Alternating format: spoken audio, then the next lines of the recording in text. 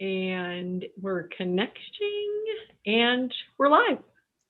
Hi, welcome to the StockinetteZombies. I'm Amy, also known as J-Nitma. And I'm Megan, also known as Just Run It. And this is episode 304. We are talking about tips and tricks here in February. Hello, everyone. We got some people talking about how chilly it is where they are. It is most definitely chilly where we are. Yes. Well, and I wanted to point out that we both ordered new cameras. So you might see us in a different light. And the cameras also have microphones, so hopefully the audio is good. Not worse, at least as good, maybe better. We can cross our fingers on that one and try to fix it later if we need to. Yeah, I'm sitting here like praying to the gods of coffee because I didn't get to drink my coffee this morning because I had a dental appointment. And then, but also like that guilt that you have after a dental appointment where they've like cleaned all of the coffee. Yep, and you're just going to pour your teeth. Stain and right. I'm like, I shouldn't be doing this, but yeah. Oh, but it feels so nice to have clean teeth and not have the coffee stains on them, but I can't give up the coffee and tea. Can't. Somebody says that I sound a bit muted, but Amy is clear. Oh, okay. I'm generally the loud one, so. Well, and I also didn't look ahead of time. Maybe I'm not using that. Maybe I'm using my laptop speakers. So yeah. I can switch if it ever gets like inaudible, I guess. Okay. So so tips and tricks. We, I didn't have a whole lot to talk about when we got here, but this morning, Stephen West had a exclusive collaboration with Joji Locatelli for Joji & Co bags. So I have a few of her bags. I could probably reach and pull one. I have one of these. And I don't use this one as much, so it might go on my de-stash. I mean, I like it. It's really pretty. But, if you're not using it, why keep it? So anyway, long story short, my tip is that I had heard a while back that a good way to be ready for an update that you think might be a frenzy, or you might miss out on the one that you truly desired, was that if that site has something else that you're interested in, it could be something small, you put that in your cart and then you head to the checkout and you start entering in all your information, and that gets cookied away. And then you go back and then you start refreshing on the page that you're waiting for to get the object of desire. And then once that pops up, you put that in your already established cart and you can go to checkout and everything's already entered, and hopefully it's just 2 quick clicks away and it's yours. So when I was first doing that, I did have that all figured out, and I was F5ing and they put the blue one up first. And again, I put a picture of the neon one on my Instagram if you're like, I don't even know what she's talking about. But there's a blue one, and that was the only one there. And I thought for sure that like I had F5'd, they had already sold out except for that one blue one. And so I was like, well, blue's the second favorite, so sure, let's go. And I put it in my cart, and the internet was being a little laggy, and boom, I missed out. By the time I got to check, for it, it said this is sold out. You paused, right? You paused. I think I did. I think I thought about it for a moment, right? Yep. I was like, because also I didn't know how much it was going to be until it popped up on the site. I wasn't sure the price. So it's like, is this something I want to pay for? I was on the fence, whatever. It took, 30 seconds longer to make the decision. But since I missed out on that one, I was just like, well, pity party. I just start F5ing just to see, like, okay, was it just the first one and they're going to release one color at a time until it sells out or something? What's this about? Well, I hit refresh for no more than 30 seconds, I think, really, maybe a minute. And this was after I was like, boo-hoo, and, answered an email and then went back, right? So it had been a minute or two since I had lost out. And then it refreshed and it was pink. And I'm like, oh, well, pink's not a color that I'm going to spend that kind of money on. It's okay. But we there's know some people that would spend that kind of money on pink. But well, absolutely. It's just not my color. Although the back of the neon is pink. But anyway, but it gave me hope, right? Like they sold the blue, now the pink's there. Eyebrow raise. I'm refreshing, waiting for the pink to sell out. And I refresh and the Grello comes up. So now there's pink and Grello. And I'm like, well, did I miss neon before the blue? I'm starting to really doubt. And I'm like, Grello is a really good color. That would be the one, it'd be like more, I could wear it everywhere kind of thing, right? It's stylish and could be done with everything. The stories we tell ourselves. Yes. But I continue to F5 and the neon pops up and I lost my mind. Like, I don't even know what the conversion rates were on that bag. I don't know how much I paid in shipping on that bag. But I got it. And also 2 skeins of Urban Pearl, which is a dyer out of London that I've never tried before. So that was the thing I had added to my cart. Fireworks. Pew, pew, pew. Yeah. But again, like I even put in the hashtag, I feel sick, right? Like, like why? You obviously wanted it. It's not my personality to not know what I paid for something. But since there's a conversion rate, I'm like, I don't know. Excuse me, I have a frog in my throat. And Megan is talking to kids, I think. Our Roomba is cleaning. It always decides to clean when I am on. So you're telling Alexa to turn that thing off. Yeah, exactly. You got to. So my 2 tips and tricks, I loved that tip and trick, by the way. Although I feel like if everybody does that, then everybody's on an even playing ground. Yes, right? But also I had put that out to Instagram for the February challenge as my technique. Yes.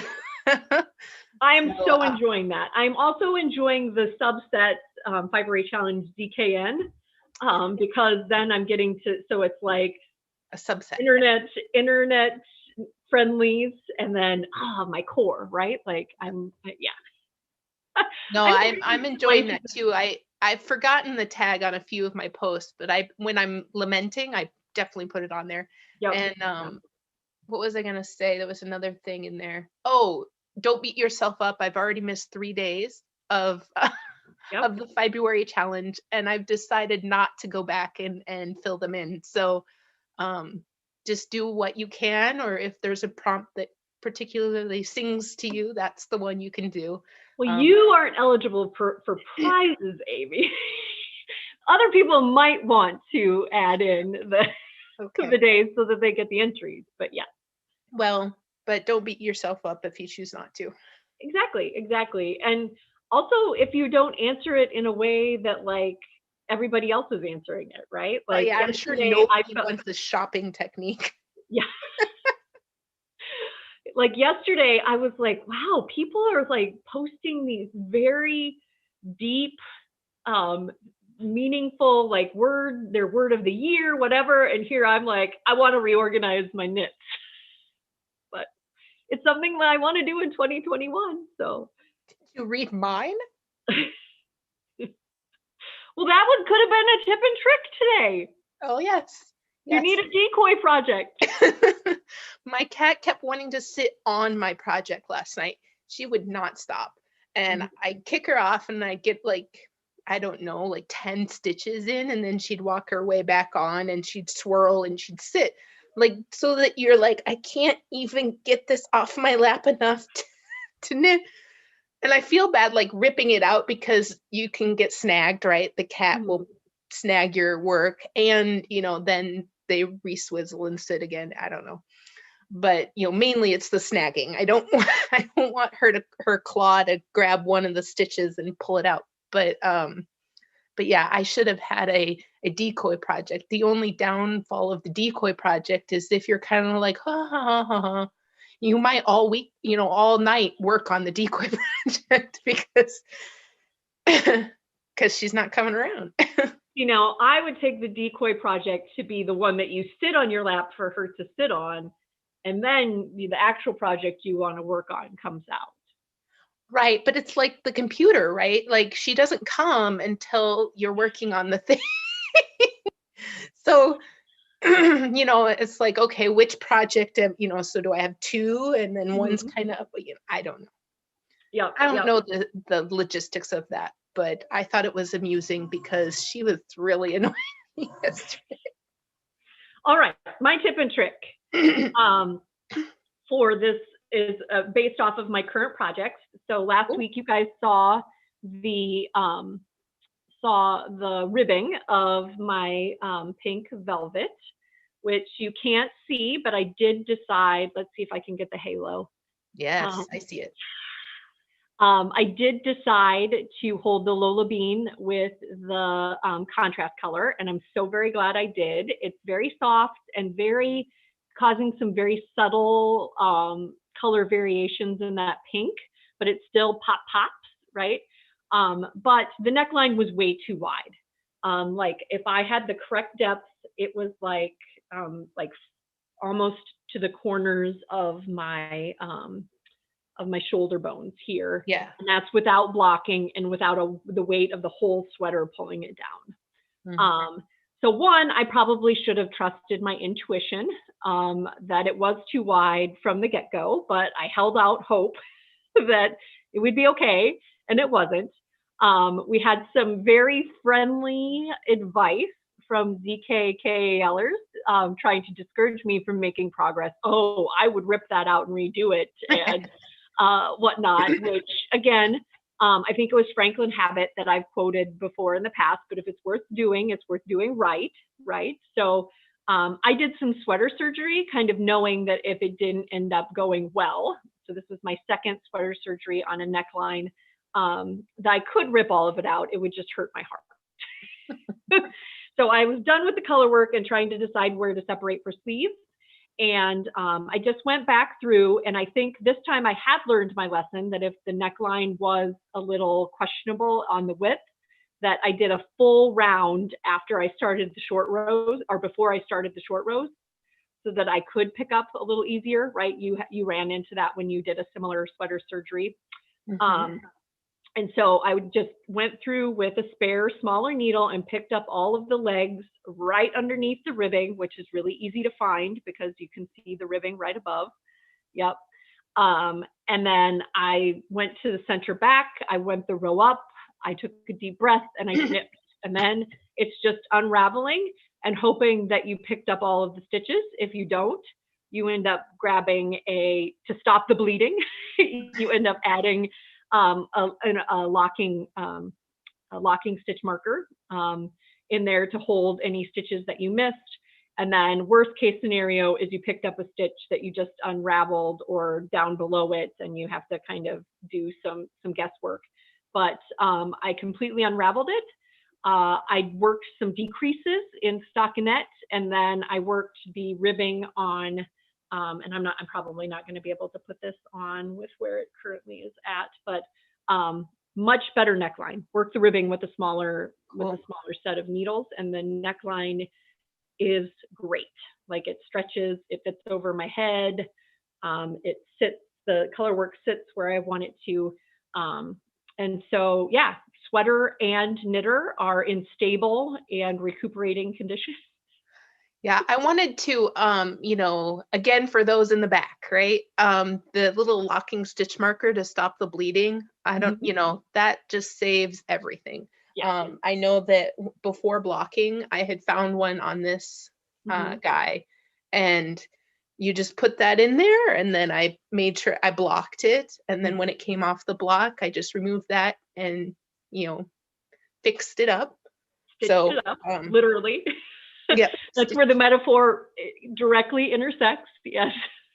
So, yep, I highly recommend the stopping the bleeding, right? Having those locking stitch markers around to Yep. save the day.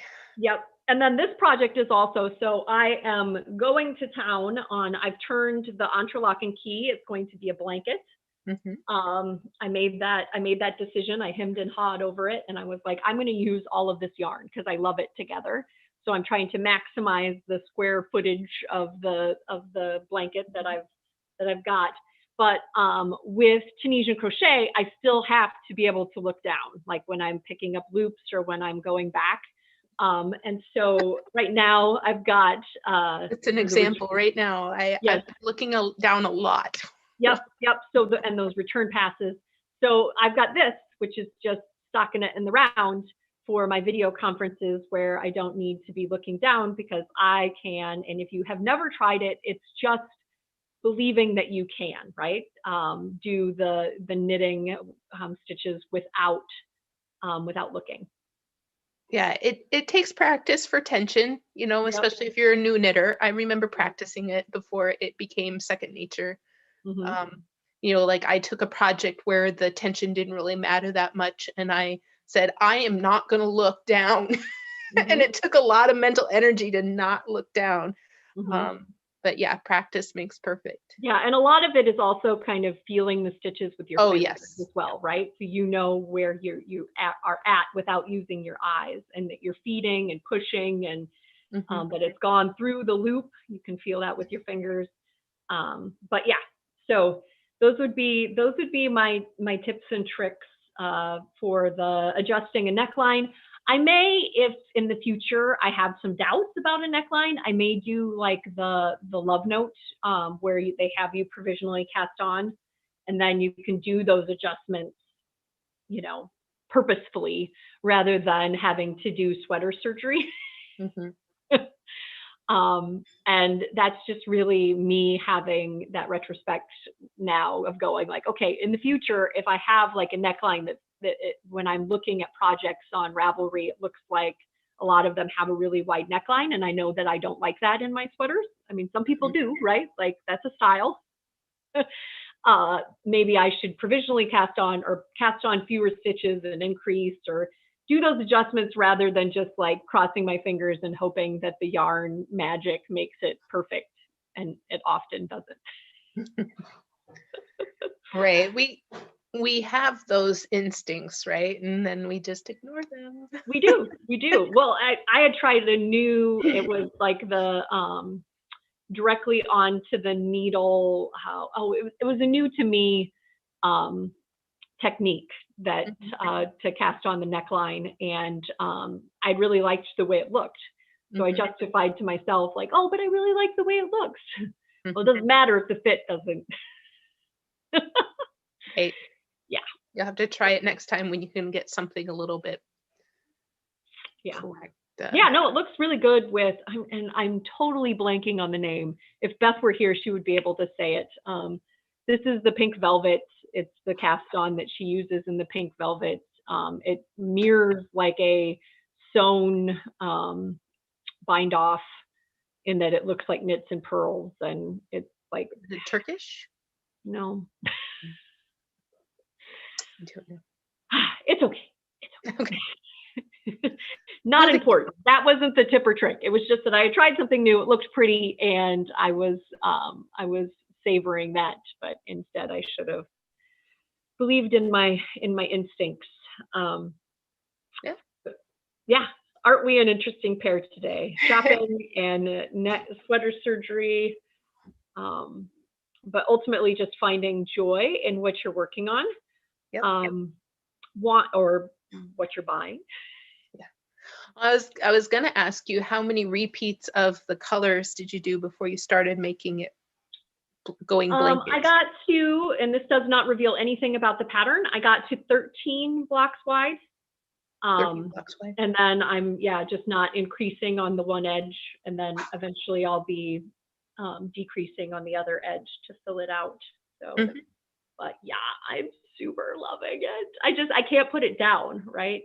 So I'm doing a full 6 of the 13 squares before I start going down, and that was just through some data forecasting of figuring out each square for me at this gauge with fingering weight yarn um, is about 2 grams. Okay. So I think I'm going to end up with about 40 some squares a piece, 40, yeah, odd. And that was my margin of error. Right. Comfort level. Yeah. Like I got to, in case one of them starts being a little heavier or one of them wasn't, quite the full skein that I thought it was, or yeah. Yeah, I've noticed that my darker colors look smaller to me when I'm making them. And last night I was like, oh, they just look wrong. And when I held it up next to the other block, it was spot on. And I'm like, it's just an illusion. Yep. But yeah, I've been working away on that. I think I'm at 9 across. Yeah. So I'm going to hit 13 I'm going to have to get a wiggle on if I'm going to finish it in time for the pink and red. Oh. So that's what's driving me, in addition to just really enjoying it. I think this would be super fun. So we both chose 6 skeins out of our stash, Mm-hmm. 2 that we thought looked really pretty, kind of like in a find your fade type of way. But again, just knowing that each of these is about 2 grams, you could use a 20-gram mini skein and at least get 10 across, right? Or do some strategic like switching in the middle. And I love that I'm not weaving in a ton of ends, right? Like it's right. one Yes. color all the way across. Yes. Yeah, that's definitely saving me at the moment as far as like these little squares. It's like, oh, but it's only one, across.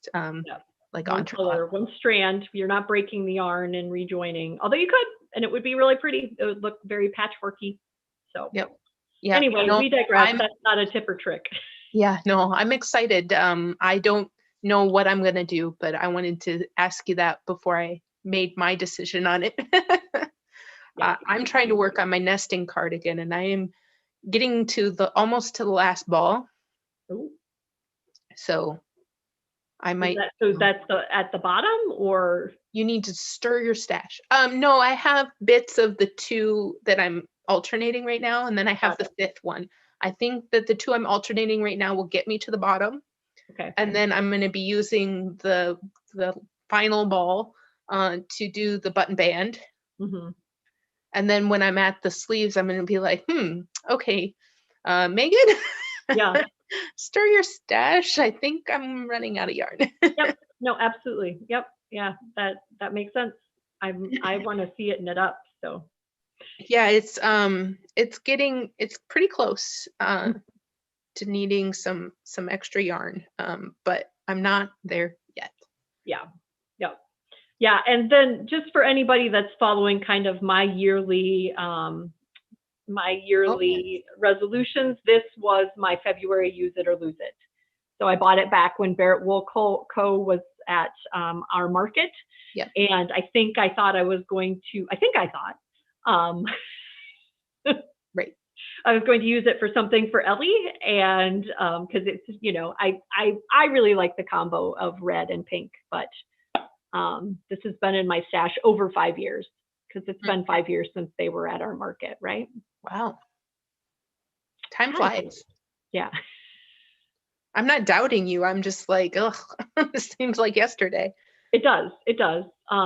Meanwhile, I don't know where 2020 went, and it was also the longest year ever. So, right. And how is it already February? What, 8th, 9th? Yeah. How is that still? Yeah. Yep. With you all the way. It's a lot of interpersonal conflict about time and where it's going and how long things feel and whatever. But we digress. It's so great. I'm seeing lots of comments out there from Pat and Valerie and Sandy and Nikki and Silver. So great. I saw Lynn as well. I'm trying to remember without scrolling. Thanks all of you for joining us. I hope you stay warm. We are in a definite cold spell here. So if you're anywhere in, I think most of the United States is kind of going through a cold spell right now. Wear those hand knits. That's the cure, and that's the silver lining of cold weather, right? Yep. Yep. Yep. I got the pullover on today. Mm-hmm. So. Yep, I've got my sheer fun top. So when I've got the overhead lights on and I'm drinking coffee and the heat is running this time of day, I get a little warm. So I was like, I'm gonna wear my elbow length sleeves. But yep. Thanks for joining us. Yep. Bye. Bye, Ufta.